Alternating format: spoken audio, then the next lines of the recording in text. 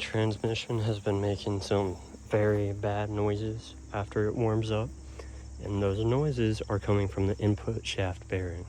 So that has to come out. And first things first, drainage time. Look at this. So nice and shiny. Oh my god. Ripped my transmission. God damn. So in order to get the axles out, I have to take the knuckle off, which means I have to take this part off, the tie rod, and this part that goes to the knuckle into the lower control arm. That's not hard to do. I just do not have the that tong thing that goes straight in and then you can like leverage it down. So I'm gonna go to O'Reilly's and rent that so I can separate this without mushrooming this by hammering it. So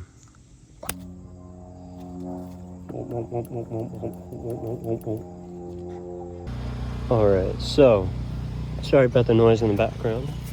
We got the axles out, nice and hanging there. Transmission jack is nice and up. It's completely unbolted from the engine right now. And oh, there we go. It's completely unbolted from the engine. Now it's just I forget where it is. That mount right there, and then this mount right there, and it will completely fall down. All right, lads. So it is a new day, and I will be cracking open the transmission. All these bolts around here out. 2 bolts back here that have springs and balls in them. This right here, don't think that needs to come out. And then this housing should just come right off, and we will see the beautiful insides of this S80 transmission. Let's do it. All right, and just like that, that cap is off and those 2 bolts are out. Make sure to use a magnet when getting those balls out, because they will get stuck in there and you don't want them falling out or dropping down. Now that we have this cap off, we can reach inside and grab that snap ring there. We need to split those apart.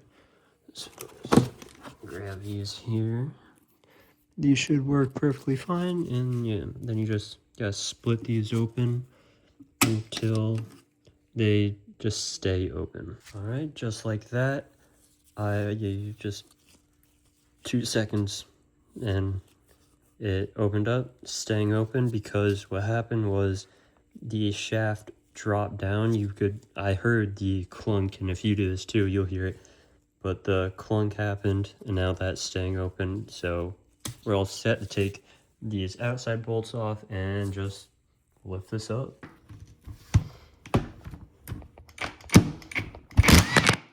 All right, so here we go.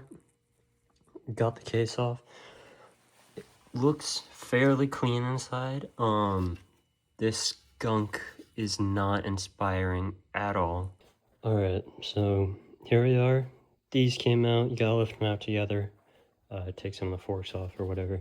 But I was messing around with these bearings once I got it out, and you can hear that sound. That is not supposed to make that sound. Look at how roached this bearing is. This is the driver's side bearing, and I've been having leakage issues coming from here. And I think it is because it is so roached. I mean, goddamn. It's also insanely loud. I don't know if...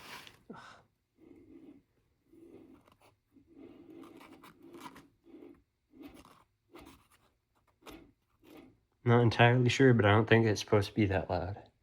And of course, the input shaft is loud as I thought it was, which I was just right. But this, the diff does not look like it's in great condition. So, not too sure what I'm going to do about that. And let's check out what's in the rebuild kit. obviously we got the synchros. No biggie there. And then we got a bunch of different seals, a bunch of new snap rings, seals, and a whole bunch of bearings.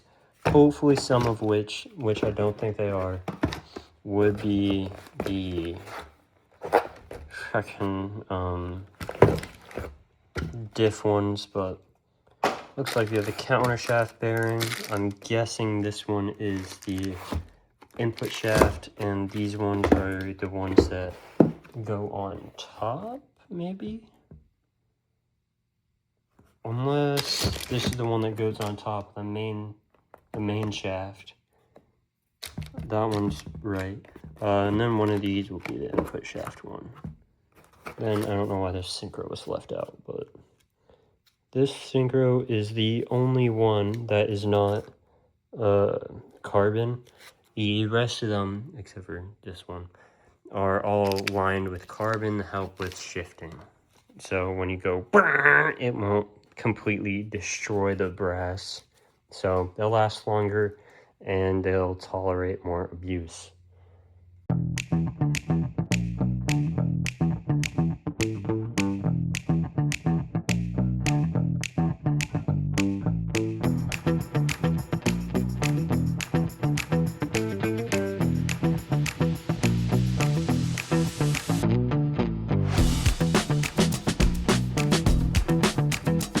Alright, so we got all the gears and whatnot laid out on the main bearing. All these synchros, I mean, brass insides look fine. Some of these are more wear down than others, but for the most part they're fine. And obviously, because I was grinding gears, there's shavings everywhere, so I need to clean them. But first things first, I'll swap all those out with the new synchros so that it'll be much easier to put back in once I get back with some brake clean. So I was just messing with this, right? Just looking around at it. Because I definitely have to replace this no matter what, because I've been leaking through there. That's because it's not keeping the axle in place, so it rubs around on the seal and fluid gets through there and leaks out. But while I was doing that, I was also looking at the diff here, and holy Jesus, this is completely messed up. Like, there are so much metal shavings, and on top of that, there are so many completely cracked teeth and chipped teeth that this thing is pretty much unusable. If I put this back in the transmission and I go to like race or something, this could just explode on me. That it could just literally lock up and blow up. That's fun. So, a like $500 rebuild kit just turned into like 1,000. I don't know how much LSD diffs cost. That blows. So I'm fairly confident this is supposed to look like that. Why is there only one? Huh? And on top of that, that's connected. Why aren't you? Huh? What? Huh? Alright, here we go. We got the new M Factory differential. It looks like it should fit in perfectly. I have no actual idea if it will actually fit in yet until I get the gears on it and then throw it in. But until then, I need to charge my impact, which is going on over here. But for now, we can clean up all these messy gears and put them back on. Let's do it. Be back in a second, folks. And there we go. The first one is done. Everything is... Oh. just sits in like that. There we go. Everything's nice and clean. Shifting forks will move once I put that bearing on, and it will stop it from moving a bit. But yeah, other than that, this one is all done. Whoop whoop. We are moving into the counter shaft, so I just need to take this nut off, and then we can strip it down, wash it with brake cleaner, put the new 2 sinkers on that are left. There is one there, and I think one under the shifter sleeve. I think that's what it's called. But yeah, do that, and then throw in the bearings, the new ones, and then just left with the diff. Alright lads, one thing to watch out for when rebuilding a transmission is these oil holes. So what happens is oil goes up through there and then comes out through these holes to lubricate the gears, and they can get clogged like that if something goes wrong in your transmission. So make sure that if you're rebuilding your transmission, these holes are not clogged up, because if they are, you're kind of screwed. Because then oil won't get down there and lubricate everything properly. A bunch of mine were just clogged. I cleared them out, and that just turned dark brown. It was yellow before, but yeah, that means there's a ton of gunk in there that we just can't see, and it needs to get cleaned out. So just make sure you take care of that when you do this. I eat twins, so this is the rub down right now. So you see this sleeve here. In there is a ton of gunk, and that gunk was what I cleaned out of the oil holes, and it had literally taken shape in the form of these ribs. So I'm like, oh, this must go on a certain way and it will just slide down. No, there are no ribs. The gunk was literally forming ribs. You can kind of see it right there. Like, goddamn. How, huh? Okay.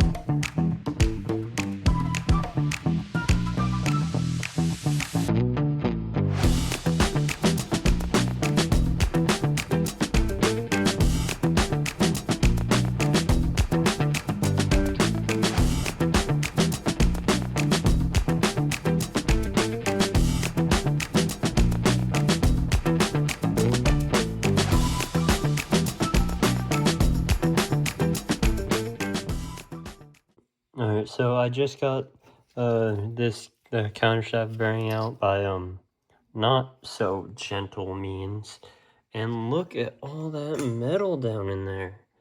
Like, yeah, damn. I didn't know I was. Jesus. I did not know there. Is that. What is that? That looks like a whole ass nut! Why was there a nut in there? Is that for oil to go through there? Why was there a nut in there? Or not a nut, I mean a bolt. What the hell? Alright, lads. New day. Everything is all back together. We are ready to go. I had a little issue with getting all this stuff in and together. It's a slight pain. I accidentally had this flipped around, upside down, and I was trying to put all this stuff in and it just wouldn't work. I eventually figured it out. now it's in there, and yeah, it's all good to go. I want to douse it with brake clean. I might just fill a bucket with it and just chuck it on this before I seal it up. I got some Honda Bond for these edges here. You can see the old stuff that's still on there, and you scrape that off as well. But this should be ready to go back in the car today. I am so excited to give it a test drive, especially with the stage 2 clutch I got as well. Alright lads, you might be wondering why I am out here, and that is because the transmission is now installed.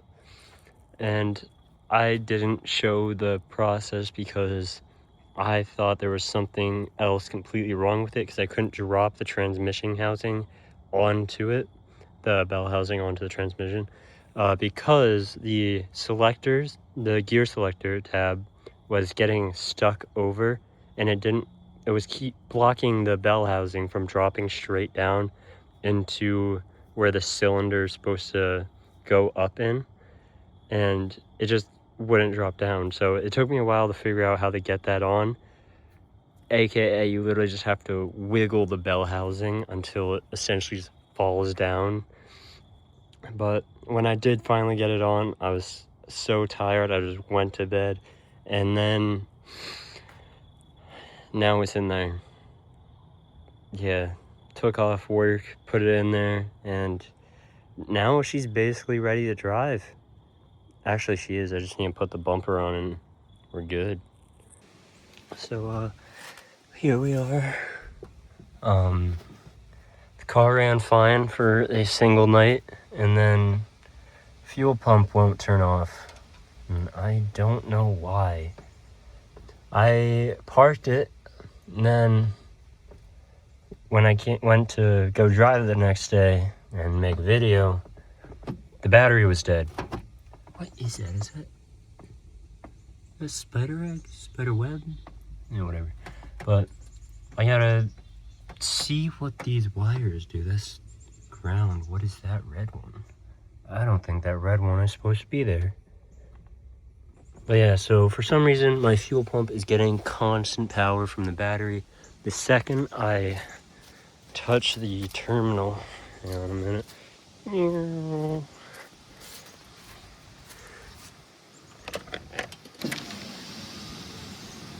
You can hear it. Oh, never, multimeter just died. But yeah, so the second I touch the terminal down, fuel pump draws power, and it's been killing my battery. So I've been chatting with ChatGPT, obviously. Pulled almost every fuse under here that could be related. Still does it. Same with the relay fuse box and the hood. And this is my last bet. Figuring out what that red wire is, I guess. Alright, so this is just gonna be a random guess here, but I'm pretty sure this one is OEM factory, and that one is not. Also, the previous owner put in a new fuel line, wrapped it with some nice tinfoil. I don't even know what's going on anymore. Chris Rick's video can't save me here. Alright, I disconnected that crazy wire, whatever was going on back there. Now let's see if the fuel pump's gonna prime or not. And it doesn't. That means and it doesn't, and the battery does have charge, which means that is almost certainly my problem here. And I'm gonna have to fix or rewire the old wires to the new connector, or just clean out the old connector so that it will actually work. Well lads, we found our culprit. Right there is a nice melted terminal that goes straight to the fuel pump. So it's always in contact, which is why my battery has died every time I connect it and why the fuel pump keeps turning on. So now I need to get a new one of these connectors and rewire it. That's gonna be so much fun. Oh, I'm so excited. Got the new relay and the harness that goes, not necessarily with it, but you know. But I had to compromise and get a 30 amp instead of a 40 amp, which means my fuel pump could technically burn these out again, but we're gonna pray it doesn't. I'm gonna test it out by driving a bit, see if it gets warm at all. If it does, then I have to upgrade, but this will at least be a decent temporary replacement for now. All I will have to do is wire these into the ones that are currently there, and it shouldn't really be too much of a problem. I also got me some extra stuff. We have wire strippers and crimpers. We have an inline fuse. We just, put that in the wire and then put a 30 amp fuse in there. Then we have these buttons so that we can just crimp them and, just heat them up and it'll wrap around the wire. But yeah, so pretty easy job, although it is getting a tad bit dark out. Winter season kind of sucks. All right, so the first thing we gotta do here is snip this wire, strip down, and then connect it to this inline fuse, put a fuse in it. Then we can reconnect it to one of these wires, which is already connected to the relay. And then essentially just need to keep crimping and putting wires back in until it's all done. And it should be pretty easy. All right, lads. So we did it. Let me show you the wiring real quick. All right, hold on. All right. So this is the wiring we got on. It looks like an absolute mess, and it very well is, but it all runs through there and then comes down into here, and then the wire that runs back to the fuel pump is connecting in there, which is good.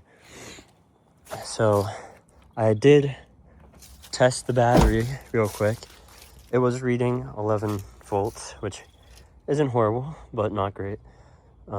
So I put the negative terminal on, and you won't believe it, the fuel pump didn't prime.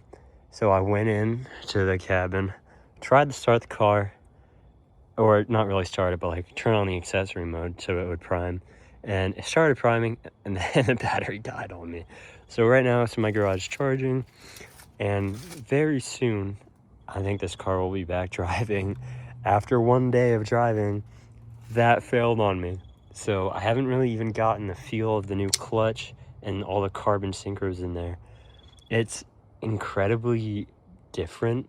And on top of that, my clutch pedal has a bolt welded onto it so that, it kind of like is just enough for the clutch to be separate. I should probably weld that down because the bite point is like right next to it, to the bottom. But we living for now. We just gotta get this thing driving. Oh yeah, look at that. The negative's connected and no fuel pump just yet. Oh, I'm so excited. Oh God, wait. Where? What's going on? Okay, here we go. Where are the keys? Give me the keys. Oh yeah, here we go. Okay, please don't blow up. Ow, fuck. Please don't blow up in my face.